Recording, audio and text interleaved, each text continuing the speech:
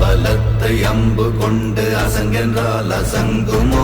கம்பமற்ற பார்க்கடல் கலங்கென்றால் கலங்குமோ? இன்பமற்ற யோகியை இருளும் வந்து அணுகுமோ? செம்பொன்னம்பலத்துளே தெளிந்ததே சிவாயமே.